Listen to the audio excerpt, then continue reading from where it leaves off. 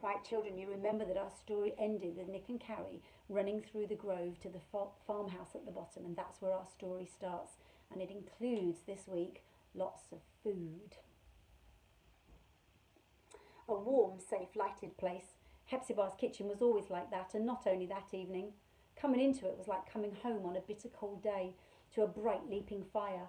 It was like the smell of bacon when you're hungry, loving arms when you were lonely, safety when you were scared. Not that they stopped being scared at once, that first frightened time. They were indoors, it was true, but the door was still open, and the woman seemed in no hurry to close it and shut out the dangerous night. She simply stood looking down at the children and smiling. She was tall, with shining hair the colour of copper. She wore a white apron. The sleeves of her dress were rolled up, showing big, fair, freckled arms, and there was flour in her hands. Carrie saw her, then the room. A big, stone-flagged kitchen, shadowy in the corners, but bright near the fire. A dresser with blue and white plates, a scrubbed wooden table, a hanging oil lamp, and Albert Sandwich, sitting at the table with an open book where the light fell upon it. He opened his mouth to speak, but Carrie had turned. She said, "Shut the door!" The woman looked puzzled. People were always so slow, Carrie thought. She said desperately, "Miss Evans sent us for the goose, but something chased us. We ran and ran, but it chased us, sort of gobbling." The woman peered where she pointed, out into the night. "Oh, shut the door," Carrie cried. "It'll come in." The woman smiled broadly. She had lovely white teeth with a gap in the middle. "Bless you, love. It's only Mr. Johnny. I didn't know he was out." "He went to shut up the chickens," Albert Sandwich said. "I expect he went for a walk after." "But it wasn't a person," Carrie said, speaking slowly to make them understand. She wasn't so frightened now. Albert had spoken so calmly that it made her calm too. She said, "It didn't talk. It went gobble, gobble." "That's Mr. Johnny's way of talking," Albert Sandwich said. "You must admit, Hepzibah, it could frighten someone." He looked at Carrie quite sternly. "Though I expect you frightened him just as much. How would you feel if people ran away from you when you didn't mean to hurt them?" Hepzibah called softly into the darkness. "It's all right, Mr. Johnny. All right, come on in." Her voice wasn't Welsh, a different, throatier accent. Someone appeared in the doorway and stood close to Hepzibah as if for protection. A small person in a tweed suit and a spotted bow tie with a shy, scrumpled-up face. He tried to smile, but he couldn't smile properly. One side of his mouth seemed dragged down. Hepzibah said, "This is Mr. Johnny Go-to-Bed, children. Mr. Johnny, say how do you do to our visitors, will you?" He looked at her and made that queer sound in his voice, chuckle-gobble, only now it did seem like talking. Some strange, unknown language. He rubbed his right hand on his trousers and looked at it, then held it out shakily. Carrie couldn't move. Though he wasn't a ghost, she was still too scared to touch that small, shaky hand. But Nick said, "Hello, Mr. Johnny," and went up to him as if it were the easiest and most natural thing in the world. "I'm Nick," he said. "Nicholas Peter Willow, and I'm just 10. It was my birthday last week, and Carrie, my sister, will be 12 next May." Mr. Johnny said. He spat a bit as he spoke, and Carrie dreaded the moment when she would have to shake hands and be spat at. But Hepzibah saved her. She said, "The goose is ready for you. But you'll take a little something first, won't you? Albert, take Carrie to fetch the goose while I set the table." Albert took a candle from the dresser and lit it. Carrie followed him, through a door at the back of the kitchen, down a stone passage into a dairy. The goose lay, neatly trussed, on a cold marble slab. There were speckly eggs.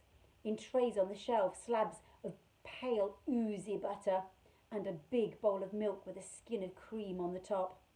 Carrie felt hollow with hunger. She said, "I thought Mr. Go-to-Bed was dead, Mr. Evans' sister's husband." "That's not him," Albert said. "Mr. Johnny is a sort of distant cousin of that Mr. Go-to-Bed. He used to live in Norfolk, but when his parents died, he came here with Hepzibah. She's been his nurse since he was born." He looked at Carrie as he set the candle down to give himself 2 free hands for the goose. Bit of a shock, I suppose, the first time.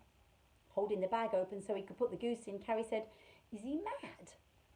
"No more than a lot of people, just a bit simpler than some. Innocent is what Hepzibah calls him." Albert pushed the goose down and tied the string round the top of the bag. "She's a witch," he said calmly. "A witch?" He grinned at her. "Oh, not what you're thinking of, not black cats and broomsticks. Just what country people call a wise woman. When I was ill, she gave me some herbs made into a medicine and I got better quite quickly. The doctor was amazed. He thought I was going to die. 'I never thought that lad would see the spring,' was what he told Hepzibah." So that's where you've been, in bed, ill, Carrie said, and then blushed. This might sound to Albert as if she'd been looking for him, she said quickly. What's been wrong with you? Pneumonia, rheumatic fever, Albert said. Just about every medical crime in the calendar. It's lucky I was sent here, to Hepzibah, or I'd be pushing up daisies. Though it wasn't luck altogether. I told the billeting officer I liked books, and he said there was a library here, and there is. A proper library in a house. He spoke as if this still amazed him. Shall I show you? They left the goose in the dairy and went back along the passage and through a swing door with bays on one side into a wide dark hall where a grandfather clock ticked in one corner and a small oil lamp threw shadows. Here, Albert said, opening another door and holding his candle high so that Carrie could see. Books, shelves and shelves of books, reaching up to the ceiling, most of them bound in pale calf with gold lighting on the spines. Marvellous, isn't it? Albert said in a reverent voice as if he was speaking in church. And to think no one uses it, only me. Where's Mrs. Go-to-bed? Carrie asked. Gone to bed, Albert laughed, and his spectacles flashed. She's dying, I think. The idea of someone dying here in this house frightened Carrie. She looked up at the ceiling and shivered. Albert said, She's been ill for ages. I read to her sometimes when she isn't too tired. Do you like reading? Not much, Carrie said. This wasn't quite true, but all these books made her heart sink. So many words written. It would take a lifetime to read them. What do you do then? Albert asked in a tone of surprise. When you're not at school, I mean. I help in the shop sometimes. Mr. Evans' shop. Nick's not allowed now, but I am. And I play on the mountains, and I slide down the slag heap. Albert looked as if he thought these were rather childish occupations, but he said politely and kindly, If you don't care for books much, perhaps you'd like to see the Screaming Skull. There's an interesting story about it. Untrue, I dare say, but interesting all the same. He advanced into the room and set the candle down on a desk. Carrie hung back. It sounds horrible. Oh, it's only a skull, Albert said. Come and see. There was a box on the desk, and inside it, resting on velvet, a small ivory skull, pearly smooth and grinning. Touch it, Albert said, and Carrie touched the top lightly. It was warmer than she'd expected. She said, What's the story? Ask Hepzibah, Albert said. She tells it better than I would. It's supposed to be the skull of an African boy who was brought here during the slave trade, but I don't believe it. It's not a boy's skull. You just look. He picked the skull out of its velvet bed and showed it to Carrie. The bottom jaw was missing and some of the teeth from the top, but the sockets were there. It had 16 teeth in the top jaw, Albert said, which means it's wisdom teeth too, and you don't get your wisdom teeth until you're 18 at least. I looked it up in Gray's Anatomy, and that's what it says. And you see these wiggly lines on the top? That's the sutures where the bones are starting to join up. So it must have been a grown person's skull, but it's too small and light for an adult male, so it must have been a woman. What I think is, there's an Iron Age settlement at the top of the grove, and I think someone found this woman's skull there and made up a story about it the way people do. He put the skull back and looked at Carrie. That's me making up a story, of course. The skull scared Carrie a little, though she wouldn't admit it to Albert. She said, Shouldn't we go back to the kitchen? I expect tea's ready by now. And it was. The cloth on the table was so stiffly starched that it stuck out at the corners. There was a huge plate of mince pies, golden brown and dusted with sugar, a tall jug of milk, a pink ham, and slices of bread thickly spread with lovely pale, sweaty butter Carrie had seen in the dairy. Nick was already at the table tucking in, and Mr. Johnny sat beside him, a white napkin round his neck. He chuckled excitedly as Carrie came in, and she said, Hello, Mr. Johnny. Can I sit next to you? Albert looked at her approvingly. He said, Hepzibah, I've been showing Carrie the skull. Tell her that old tale, will you? She'd like to hear it, though it's a lot of old nonsense, of course. Hepzibah put a brown teapot down on the table and aimed a fake blow at his ear. I'll give you nonsense, my lad, Mr. Uppity Know-it-all. You don't know so much yet, or you'd know that wise people don't mock what they don't understand. Hepzibah sat down, smiling at Carrie and smoothing her copper hair back. She had a rather broad face, pale as cream and dotted with freckles. Carrie thought she looked beautiful and warm and friendly and kind. She said, Please, Miss Green. Hepzibah, that's my name. Please, Hepzibah. Well then, perhaps I might, since you asked me so nicely. Fill up your plate now. Go on, you can manage a bit more, growing girl like you. It's not home-cured ham. I'm sorry to say, though it would have been once. They had a good home farm, the Go-to-beds. They made their money out of sugar, and then moved here and made a fine place out of the house. I heard about them long before I came to live here. When I was in service in Norfolk with Mr. Johnny's parents, they used to tell me about their rich cousins in Wales and the screaming skull and the curse on the house. It's a queer old story too. She sipped her tea thoughtfully, staring in front of her and frowning a little. Then she put her cup down and began to speak in a soft, sad, dreaming voice that seemed to weave a spell of silence in the room. He was brought here, the African boy, when he was 10 or so. It was the fashion at that time for rich people to have a little black page dressed out in silks and satins and riding on the step of their carriage. So they fetched this poor innocent away from his family across the sea to a strange land.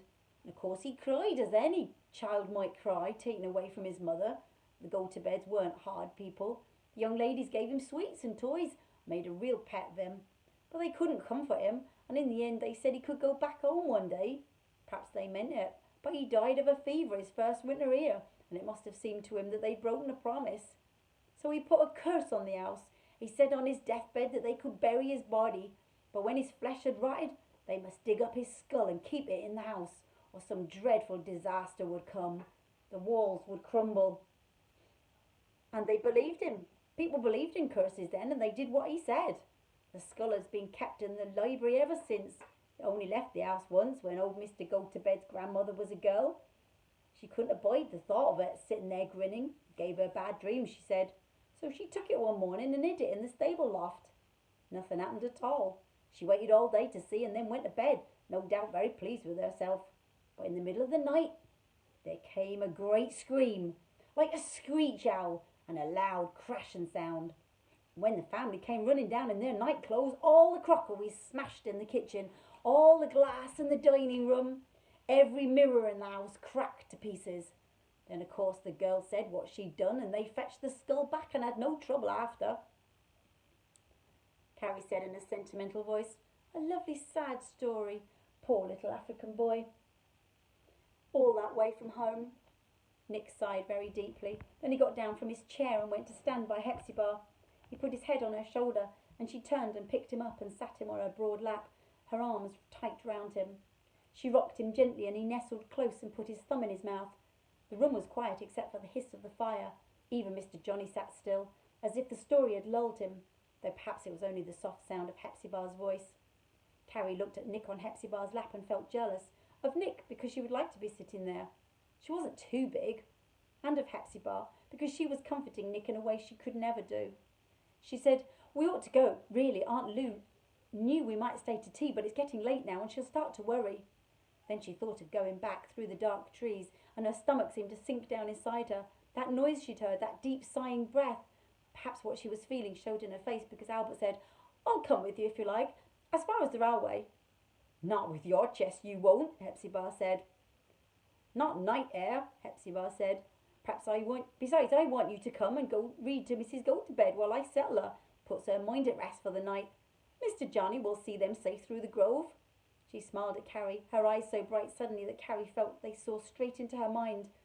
Though this was an odd feeling, it wasn't frightening somehow. Hepzibah said, "You'll be all right with them.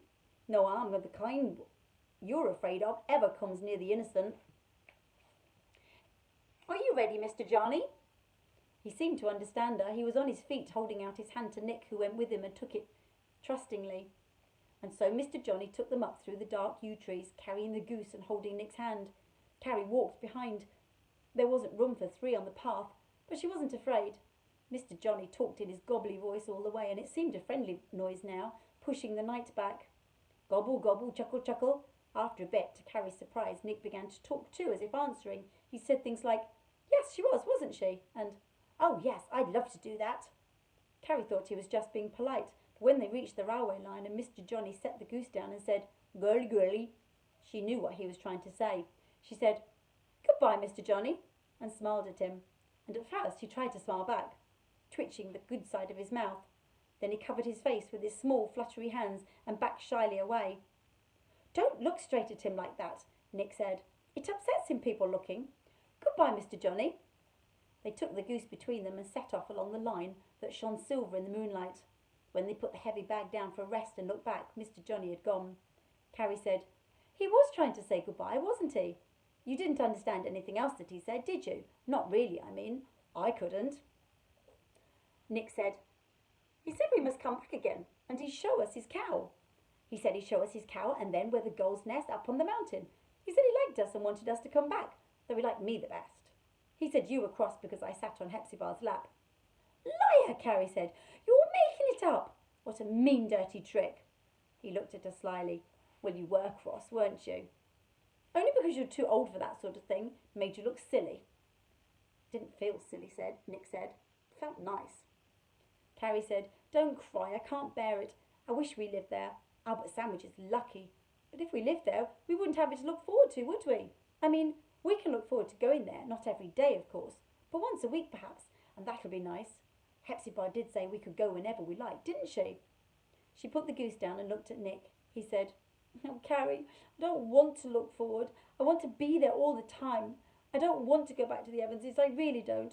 I never did want to be there, but it's worse now, not better. I want to go home. Carrie knew what he meant. Sitting in that lovely, bright, happy kitchen had made the Evanses' house seem colder and bleaker than ever. But Nick was working himself up into one of his states, and she had to harden her heart. She said, then want must be our master, Nicholas Peter Willow. Pull yourself together this minute and help me with this goose. There, and this week's work is all about food.